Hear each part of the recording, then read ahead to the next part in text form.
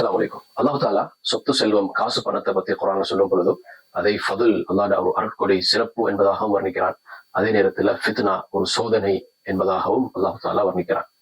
அது யாருக்கு ஃபித்னா, யாருக்கு ஃபதுல், யாருக்கு அது சோதனை, யாருக்கு அது அருட்கொடை என்பது அது ஒரு மனிதனுக்கு அல்லாஹ் கொடுத்திருக்கின்ற அவனுடைய அந்த ஃப்ரீ வில் மூலமாக அது எப்படி அவன் கையாள்றான் என்றதை பொறுத்திருக்கிறது.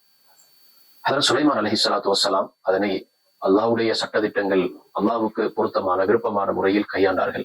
அதனால அது அவங்களுக்கு ஈடேற்றத்தை கொடுத்துச்சு. அவங்களுக்கு அது ஃபதுலாக சிறப்பாக ஒரு அருட்கொடையாக இருந்துச்சு. அதே நேரம் ஹாரூன், ஃபிரௌன் போன்றவர்கள் அதனை நன்றி மறந்து அல்லாஹ்வுக்கு மாற்றமான முறையில் அதனை கையாண்டார்கள், பாவித்தார்கள்.